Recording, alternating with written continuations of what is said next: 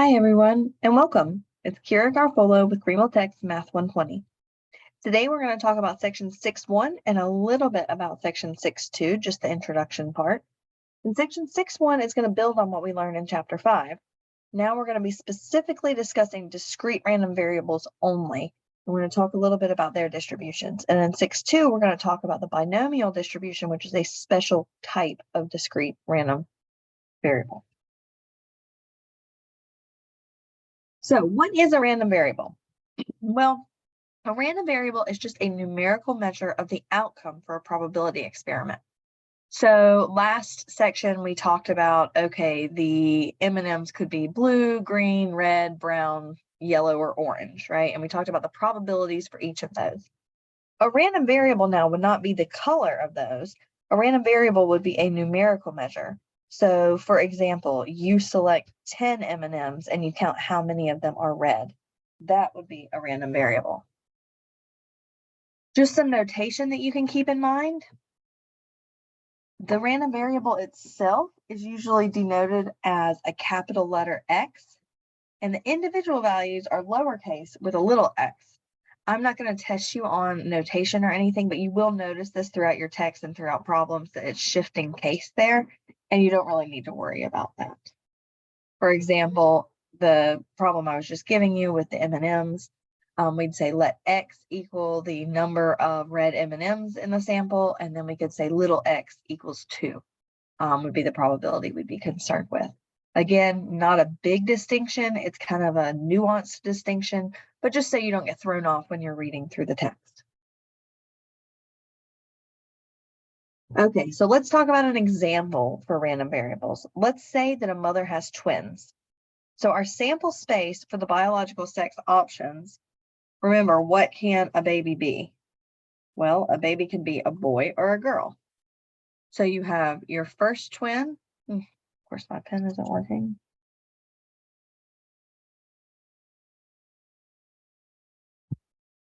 You have the first twin could be a boy or a girl. And the second could be a boy or a girl. This is a case where one of the trees might work nicely. We have a boy and a girl. And if the first one's a girl, or first one's a boy, you can still have a boy or a girl. And the same thing if the first one's a girl. So our sample space with the twins is going to be the set of boy, boy, boy, girl, girl, boy, and girl, girl. So that's going to be our sample space. If we have X is the number of boys, then the possible values for the number of boys could be 1 boy, 2 boys, or in this case where we had girl, girl, 0 boys. Okay. Now, usually you're going to put those in order, right? 0, 1, and 2, but that is fine. Those are the possible values for our X variables. There could be no boys, there could be 1 boy, or there could be 2 boys. Notice that it is numerical because you're counting, or in some cases measuring, what we have as our outcome. So in what we're talking about for this section, we're focusing on those discrete random variables. We're also going to talk later in the next chapter about continuous random variables. And this goes all the way back to Unit 1. I believe it was our first day of class that we talked about discrete versus continuous variables in general. Same exact concept applies here. If we have a random variable that has finite countable values, and we can plot them on that number line, then we have a discrete random variable. See here, it could be 0, 1, 2, 3, 4, and so on, but it cannot be 1.5. It cannot be 2.5. It cannot be 2.756, anything like that. It is just those distinct discrete values. On the other hand, continuous values can take all those intermediate values, all of those decimal places, all those fractions are possible. So we have infinitely many possibilities. And in this case, we see that it's plotted on the number line just as a solid line there. So all of those individuals, we don't just have individual points, we have the entire spectrum of points possible. So focusing back on discrete distribution specifically, The probability distribution of a discrete random variable just simply lists, it's like a probability model that we talked about in chapter 5. It's basically going to list or provide all of the possible values of x, and it's also going to provide that probability for x. Most commonly, at least in this class, we're going to see it in the form of a table, which is going to be our example in a moment.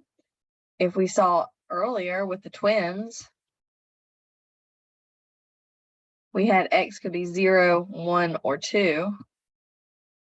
And the probability of z, remember that our sample space was boy, boy, boy, girl, girl, boy, and girl, girl.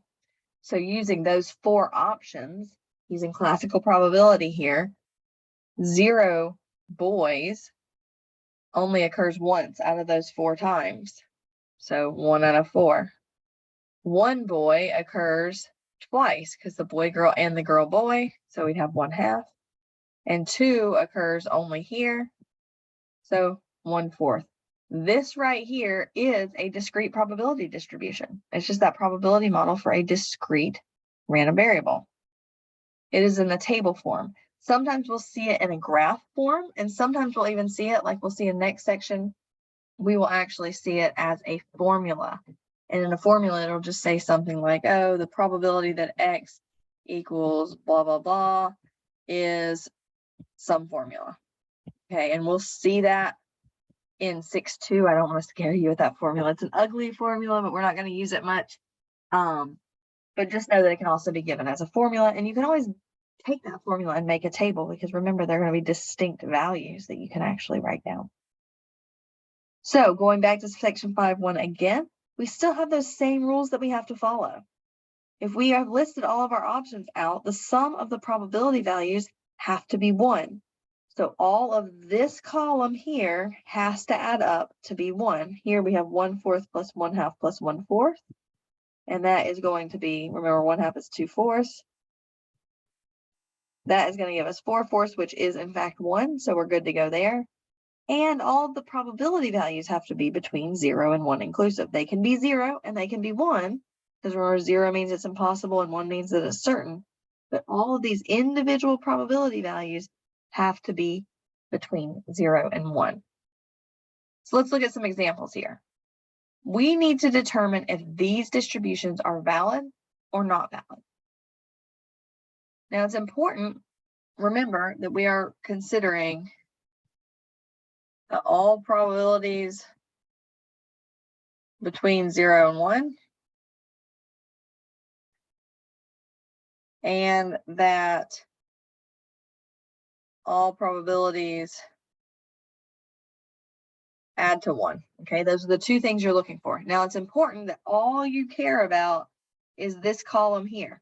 Okay, these x values here do not need to add to be 1, and they do not need to be between 0 and 1. Okay, you can have negatives. There's no problem with x being negative. You only care about that probability. So let's look at this first one. Do you think it's valid or not valid? Hopefully you said it's not valid, because we have negative 0.07 here as a probability. That is not valid. All of our probability values are not between 0 and 1. All we have to do is fail one of them, and then we're done.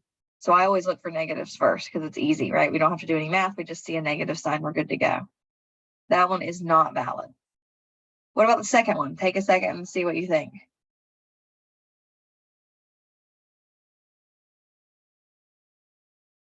Okay, this one is also not valid, because if we add up 0.2 plus 0.25, it's 0.45, plus 0.1 is going to give us 0.55, plus 0.14 is going to give us what?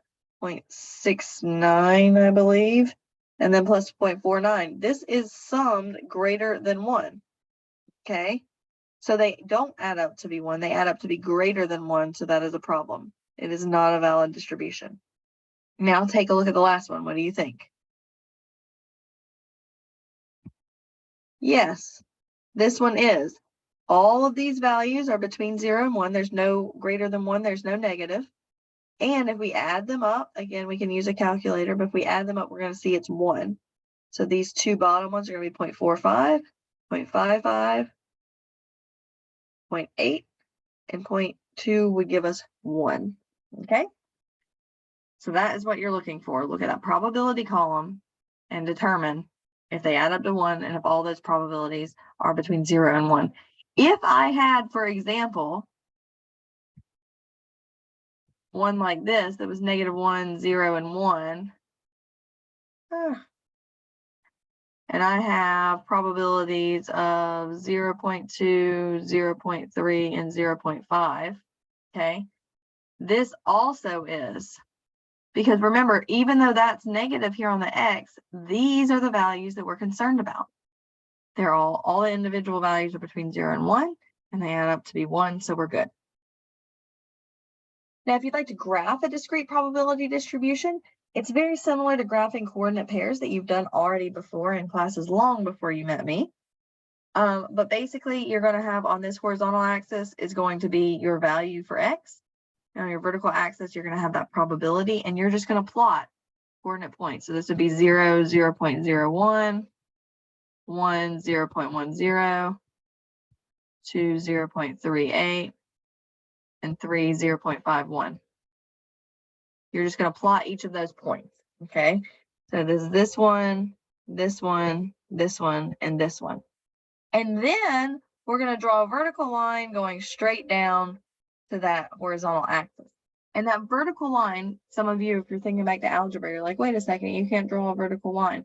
We're not talking about a function here. It's not a vertical line test situation, okay?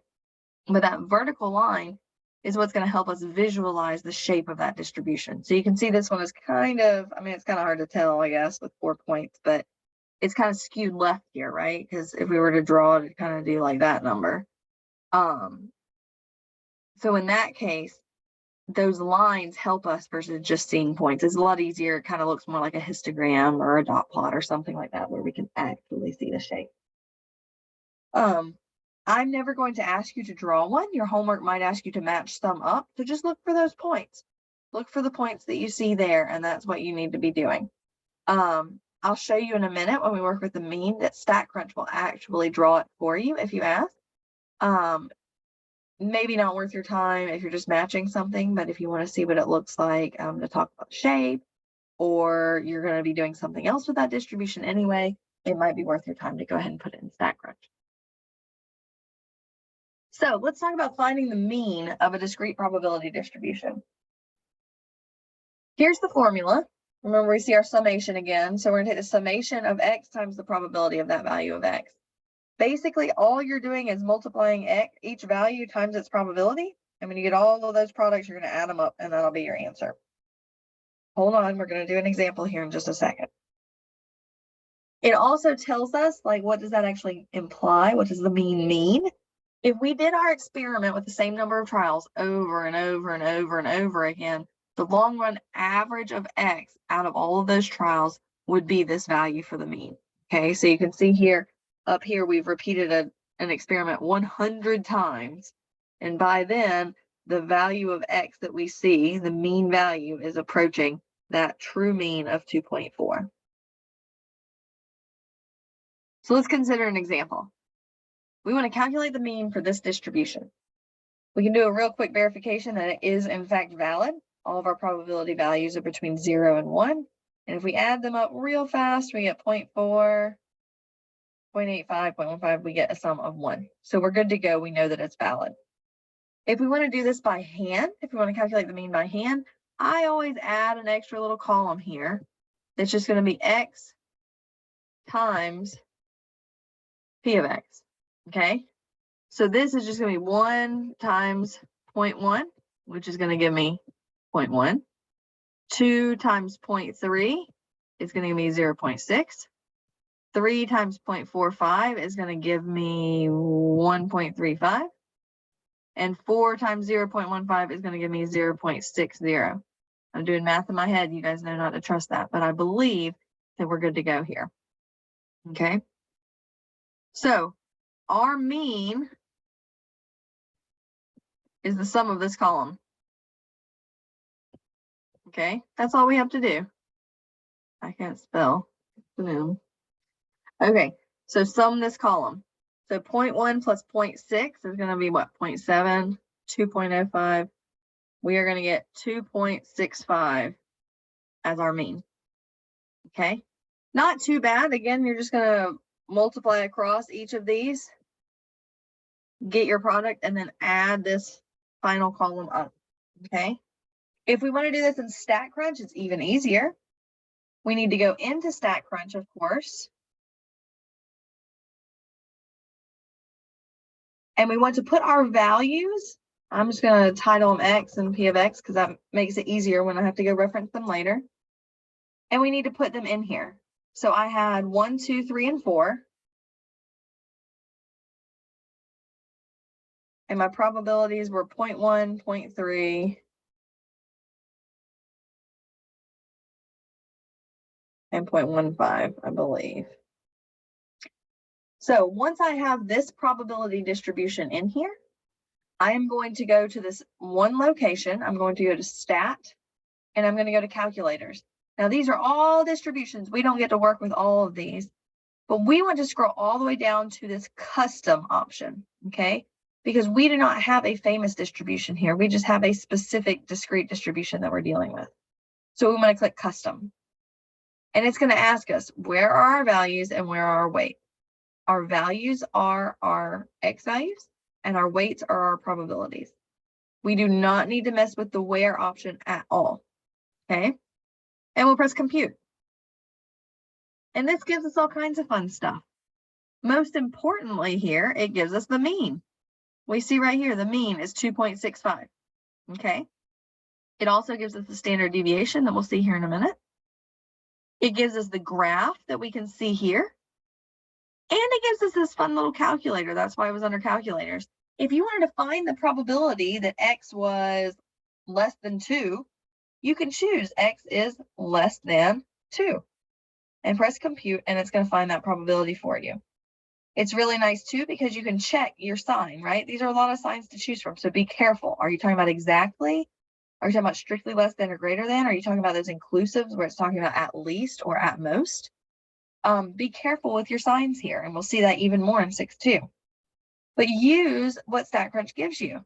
It's highlighting in red anything that's contributing to this probability. So if you actually meant no more than 2, so that would mean 1 or 2, then you'd say, oh, 2 is not included there, so I need to go change my sign. And sure enough, now 2 is included and our probability is higher. Okay, so you can use that. It's easy enough to do it by hand on a couple of these, but as you'll see next section, it can get more complicated, especially if our values were much higher. So let StatCrunch do the math for you. Okay. So we always go to the same place in StatCrunch. We're going to go to Stat, Calculators, Custom. Unless we are dealing with the binomial or the normal or the uniform in our class, always go to Stat, Calculators, Custom. You do not use the summary stats this time. We use summary stats in chapter 3, right? And that was if I just gave you a listing of data. Here we have a probability distribution, okay? So we're not talking about just what's the average of 1, 2, 3, 4. Each of these numbers has a different weight. They have a different probability associated. So here, 3 should count for more weight than 1 just because of its probability. And that's what that custom calculator will take into account. It's taking a weighted average, if you guys have found those before in another course. So expected values are very much used outside of a stats class, right? They're much more real world applicable. And when you see the term expected value, you should just automatically think, okay, I'm finding the mean. Okay, the mean is the expected value. If you're asked to find the expected value, you're finding the mean, okay? Again, it's just the average value that you'd expect over the long run, over many, many, many trials. And we're going to denote it as E of X, so the expected value of X. But just know that it is the same thing as mu, which is just the mean, okay? We're going to see lots of examples here in insurance and in gambling, okay?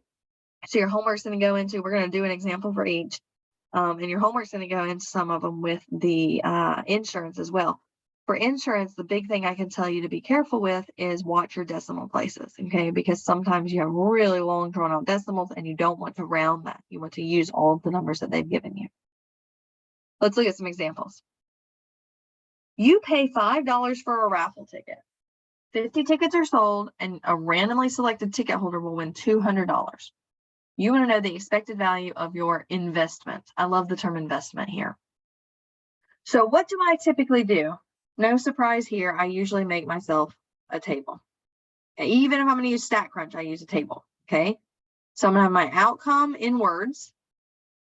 I'm going to have the net value of that outcome and the probability of that outcome, okay? Now, if you want to do it by hand, you also need to have a column for that value times that probability. Okay. You won't need this if you're going to use StatCrunch for the mean, but you will absolutely need these first ones. So you're playing a raffle. You buy a raffle ticket, right? You're playing a game. What are your options when you get that ticket? You're either going to win or you're going to lose, right? So those are your possible outcomes. You're going to win or you're going to lose. If you win the game, what is the net impact to your wallet? Well, you paid $5 and they give you $200 when you win. They don't also refund your $5, so be careful here. This is the number one mistake. You have to take out how much you paid, unless they're letting you keep the money that you bet, right? There's a homework question about this. But in this case, standard raffle, you paid the $5 for the ticket, congratulations, and now they give you $200. So the net value to you is only that $195 because you had to pay for the ticket to begin with. Think about that with the lottery, right? Like you go buy a scratch-off ticket for $1 and you win $5. Your net impact isn't $5 up. You still paid $1 for the ticket, so you really only netted a $4 win, okay? Now, if you lose, what's the net impact to you? Well, if you lose, you lost your $5, right? So you're down $5. -5 is your net value. Now let's talk about the probability.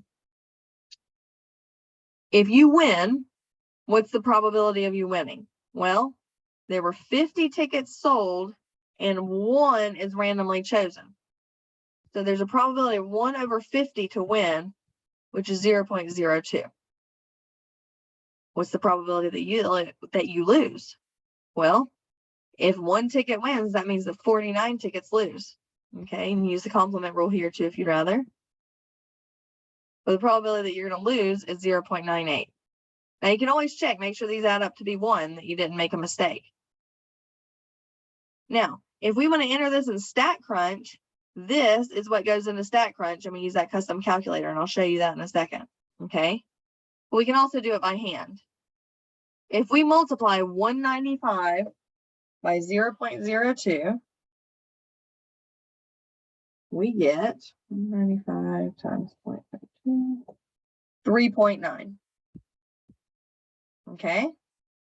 And if we calculate -5 times 0.98, we're going to get -4.9, okay?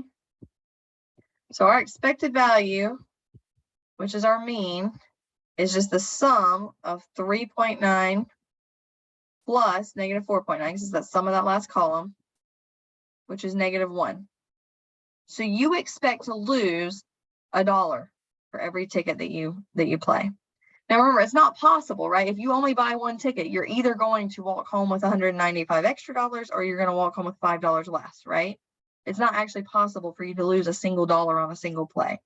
But if you did it over and over and over again, or if you looked at all the raffle players and you averaged all of their players' winnings, you would get an average of -1.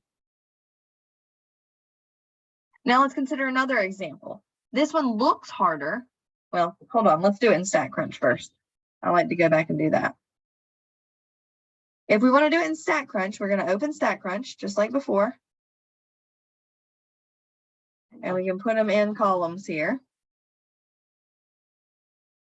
We're going to have the value of 195 if we win, with a probability of 0.02. And -5 if we lose, with a probability of 0.98.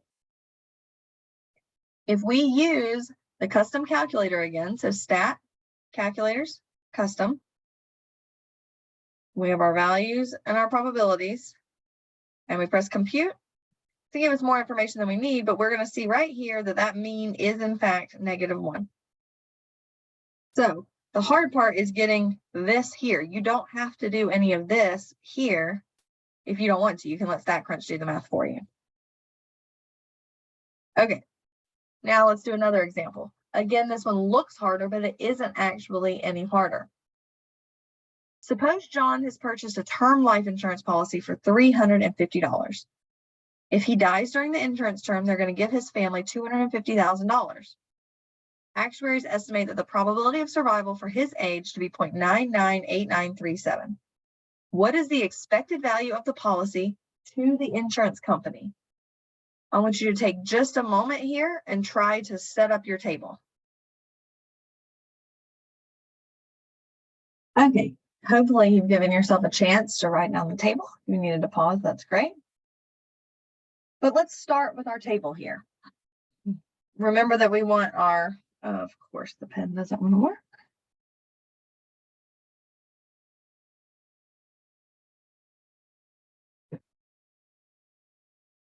We have our outcome. We have the net value. And we have the probability. Okay. Now, the outcome in a life insurance situation, as far as the insurance company is concerned, is that John lives or John dies during that time. Okay. Now, remember, we're talking about the policy to the insurance company. So if John lives, what happens with the insurance company? Well, the insurance company doesn't have to pay anything out, right? Because he's alive. But they did collect his $350. He doesn't get that as a refund. He just gets to keep it, right? So if he lives, they made a net of $350. If he dies, what does the insurance company net? Well, if he dies, they have to pay out that $250,000. However, if they pay out that $250,000, they're still keeping that $350. They don't refund that also. Okay. So really, they're going to lose $249,650. Okay. Because they kept the $350, and then after that, they paid $250,000 out. So these are your values. Remember that you always need to take away that initial payment unless it's mentioned otherwise in the problem. Now, our probability that John lives is given. They estimate that his survival probability is 0.998937. Okay, so if he has that probability of living, what's his probability of dying? Well, it must be 1 minus the probability that he lives. Okay, which, use your calculator and be careful not to drop any decimal places. It's going to be 0.001063. Don't round in any of these, use them exactly. Now, if you wanted to do it by hand, you would need to multiply the value times the probability and this value times the probability and add them together. That's totally doable. It's not difficult. Again, just be very careful as you enter those into your calculator so that you don't lose a decimal place or cause rounding errors or any of that. I prefer, especially when they get ugly like this, to use StatCrunch. So I'm going to go back to StatCrunch.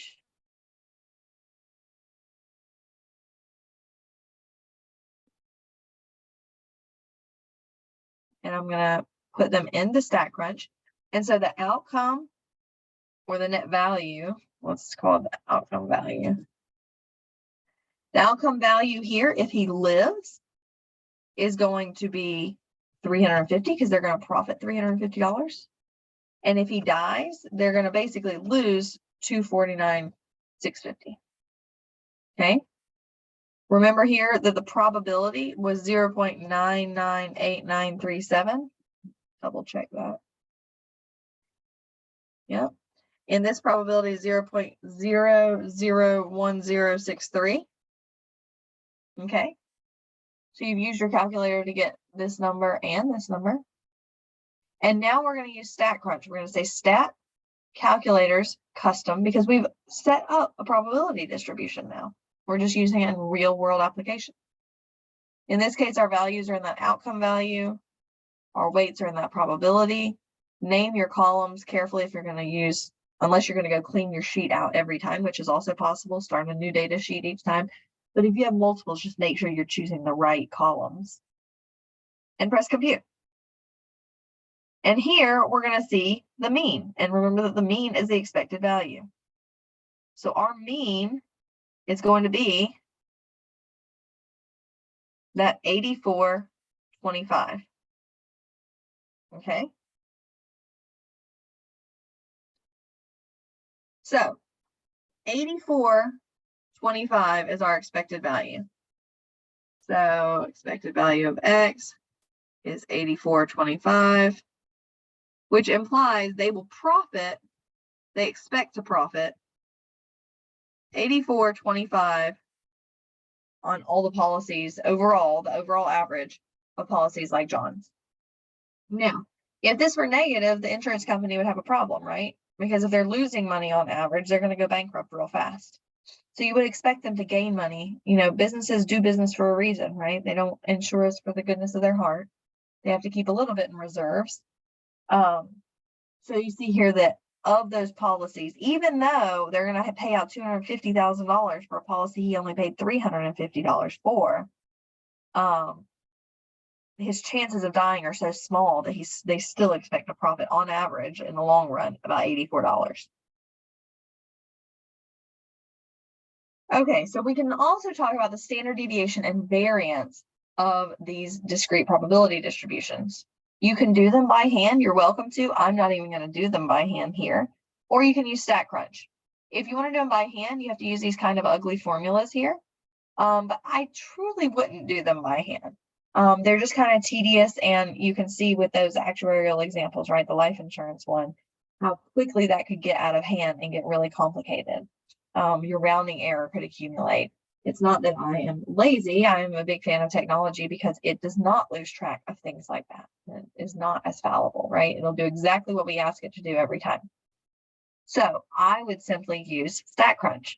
And if you remember, if we go back a slide, StatCrunch gives us the standard deviation right beside the mean. Okay? So it gives us that standard deviation. If we want to talk about an example, we had the standard deviation. The very first example that we did, we had this distribution where X could be 1, 2, 3, 4, and these probabilities. And if we go into StatCrunch, we can choose these again. And we had this mean and this standard deviation.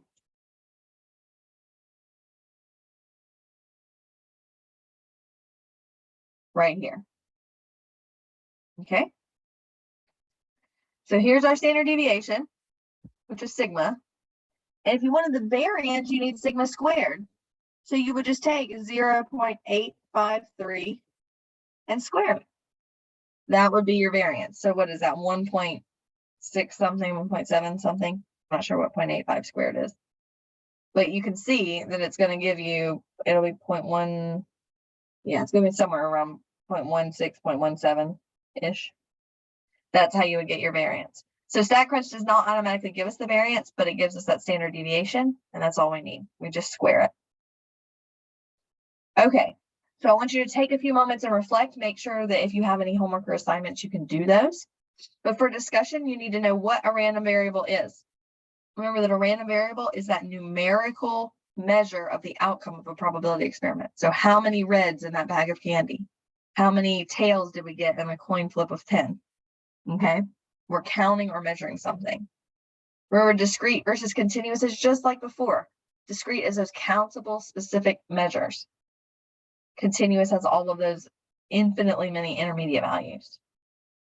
To be a valid discrete distribution, all of the probability values have to add up to be 1, and all of the individual values have to be between 0 and 1 inclusive. Okay, no negatives, no greater than 1. If you're finding the mean and standard deviation for that distribution, go to use StatCrunch. If you want to do the mean by hand, be my guest. Remember to multiply the X times the probability and then sum that column. But to do it in StatCrunch, always go to Stat Calculator's Custom if you're dealing with a probability distribution. You are not using summary stats anymore. If you're asked to find the expected value, remember you're just finding the mean. Okay, StatCrunch won't say here's the expected value, but it will very much say here's the mean, and that's all you need. Okay, let's take just a few moments and introduce the concept of the binomial distribution here, and then we'll pick that back up on the next lecture. So the binomial distribution is just a special case of a discrete probability distribution. There are two possible outcomes. So binomial, two nomials, two names, two possibilities, okay? Two possible outcomes. They are success and they are failure. Be careful here. Don't get bogged down by success being good and failure being bad. Really, all we mean is something that we're interested in and not something that we're interested in, okay? So heads and tails. If we're modeling how many tails showed up, then it's either tails or it's not tails, okay? Success or failure. Don't get bogged down. Two possible outcomes. There are 4 formal requirements for a binomial distribution. The first one is that the experiment is performed a fixed number of times, okay? So it's not going on forever. You know that you sampled 20 people or that you flipped a coin 10 times, okay? Each one of these repetitions is called a trial, and there are n trials. It's not a coincidence that we're dealing with little n again. It is your sample size, okay? So if you're given a scenario and you have a given sample size or a number of people that you talk to, then that is probably your number of trials.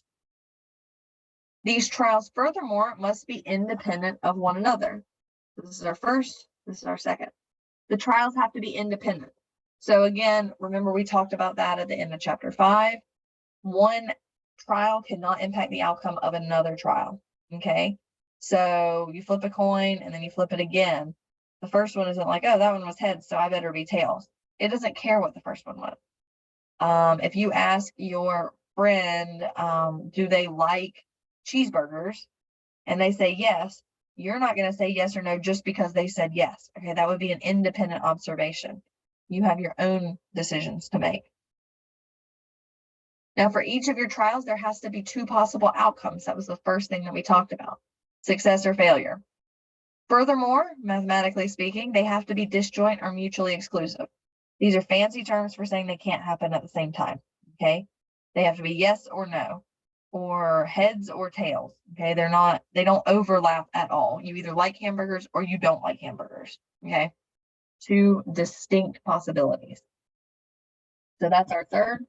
And our fourth is very much related to that independence. And that means that the probability of success remains the same for each trial, okay? So this is going to be given as the value P. Most commonly in problems that we'll see, it's going to say, oh, well, 35% of people like hamburgers. Okay, that's going to be your value for P. If they're not independent, remember we talked about sampling with those cards, then you have a case where the probability isn't constant, so dependence and probability go together pretty well. Just some notation to get out of the way. If a random variable, if you're counting how many successes you have and it's part of a binomial experiment, then obviously X is considered a binomial random variable, okay? All that's saying is, hey, if you have a binomial experiment, if you're counting your successes, X is a binomial random variable. All that's telling you right there. How many times you repeat your trials is N, that's your sample size. Your probability of success has to be P, okay? And then it follows by the complement rule that the probability of failure has to be 1 minus P. Because remember, there's only 2 possible outcomes. It's yes or it's no. Okay, it rains or it doesn't rain. Those are going to be mutually exclusive and they're going to be covering the entire sample space. So since X is the number of successes, then X has to be between 0 and N. That sentence sounds more complicated than it is. If you toss a coin 10 times, you can only have the very fewest number of tails you can have is 0, and the very highest you can have is 10, okay? You can't have a negative number, and you can't observe more successes than the times that you toss the coin, okay? That's all that's saying. You can have, at the smallest you can have is 0, and the most you can have is the number of trials that you had, because if you only did n trials, you can't have more than that successes. Let's consider some examples here. Are these binomial experiments? Why or why not? So if we ask 100 people if they like strawberry ice cream, what do you think? This one is binomial because there are two possible outcomes. That's the one that I always look for first, because remember, you only need to fail one of the four, and then it's not. So two possible outcomes is really quick and easy to look at. Do they like strawberry ice cream? Yes or no? So that's the first thing. Also, we asked 100 people, so we have a fixed number of trials. We're going to assume independence because you don't like strawberry ice cream just because your neighbor does, right? Each person that we're asking is independent from each other. And our probability is going to remain constant across each trial. Okay, we're going to assume that 67% of all people like strawberry ice cream. So every person that we choose, we say we have a 67% probability that they're going to be one of those that do like ice cream. Now, we ask 100 people if they prefer vanilla, chocolate, or strawberry, what happens? Well, now it's not yes or no. Now they can answer three things. So no, this isn't binomial because there are three possible outcomes, not just two. What if I flip a coin 10 times and I observe the number of tails? This one is a binomial because it's either tails or it's not tails. So we get those two possibilities there. We have a fixed probability of success, right? It's a fair coin, or even if it's not, if it's the same coin each time, that probability is staying the same. Our trials are independent because they don't, flipping a coin doesn't have any memory of what the previous one was. And so we have fixed probability, fixed number of trials. Our trials are independent, and there's two possible outcomes. Okay. What if I roll a die 10 times and I record the result? This one is not, because our outcomes for rolling a die are 1, 2, 3, 4, 5, and 6. So we don't have two possible outcomes. We meet the other requirements, but we don't meet two possible outcomes. What if I roll a die 10 times and I observe the number of 5s? Now it is a binomial because we know that we have independence. We know that we've done it 10 times, so we have a fixed number of trials. We know that our probability is fixed because 1/6 of the time they're going to be a 5, right? But now we're not caring about which of the 6 outcomes they are. We only care, hey, is it a 5 or is it not a 5? Okay, so we have made that, we have forced that to be binomial by collapsing that. It's a 5 or it's not a 5, yes or no. Now, what if I select 5 cards from a deck without replacement and I write down how many hearts I get? Well, now I'm violating independence because I'm not putting those cards back. Okay, so my probability is actually changing each time. I started with 52 cards, and then I end up with 51 cards and 50 cards and so on until I've taken 5 cards. And if I've chosen a heart out of the deck, then my number of hearts changes. That whole probability is shifting each time. Okay, if I don't choose a heart, then the probability goes up for the next time. If I do choose one, the whole thing shifts. Okay, so remember that sampling without replacement can be dangerous. Next time, we'll pick up on calculating binomial probabilities. We'll talk about how we calculate those probabilities in 3 different ways. We'll do them by hand, we'll do them with tables, and finally, we'll do them with StatCrunch. That will be the best way to go. It gives us really exact answers, and it gives it to us very quickly with very little effort, and it doesn't take much to go between the different possibilities. Thanks for tuning in, and see you guys next time.